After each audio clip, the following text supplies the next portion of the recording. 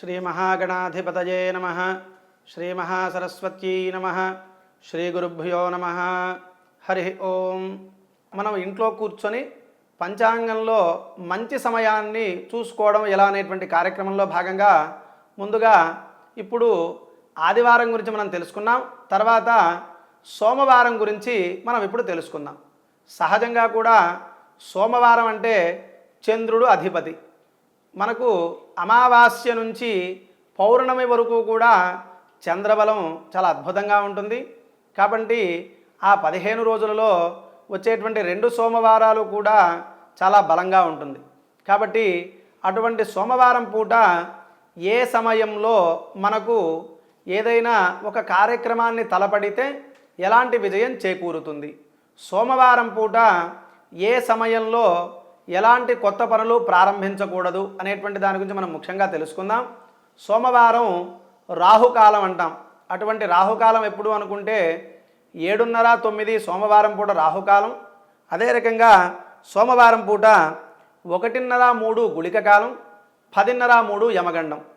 ఇటువంటి సమయములలో ప్రయాణాలు చేయకుండా ఉండడం, కొత్త పనులు ప్రారంభించకుండా ఉండడం, అదే రకంగా నూతనంగా ఏదైనా ఒక వ్యాపారాలు మొదలు పెట్టాలన్నా, ఏదైనా ఒక మార్కెట్లో కానీ ఒక సంస్థలో కానీ పెట్టుబడులు పెట్టాలన్నా ఇటువంటి సమయాల్లో మనం పెట్టుబడి పెట్టకుండా మిగతా సమయాలని సోమవారం పూట వెతుక్కోవడం చాలా మంచిది. అదే రకంగా సోమవారం పూట ఈ సమయాలు కాకుండా మిగతా ఏ సమయాల్లో బాగుంటుంది అనేటువంటిది మనం తెలుసుకుందాం. ముఖ్యంగా సోమవారం పూట ఉదయం 6 గంటల నుంచి 7 గంటల వరకు చాలా అద్భుతమైనటువంటి యోగం ఉంటుంది. అదే రకంగా సాయంత్రం 4 నుంచి 5:30 వరకు చాలా అద్భుతమైనటువంటి ఫలితం కలుగుతుంది. ఈ 2 సమయములలో గనక సోమవారం పూట మనం పని ప్రారంభించినట్టయితే మనకి చక్కటి యోగం కలుగుతుంది.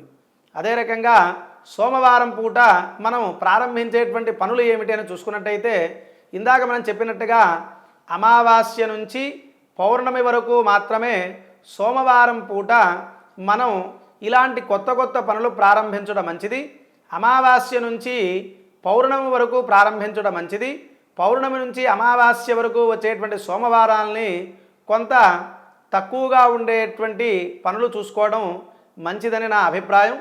కాబట్టి సోమవారం పూట నేను చెప్పేటువంటి శుభ సమయాలలో కనుక పనిని ప్రారంభించినట్టయితే మనకి చక్కటి యోగం కలుగుతుంది.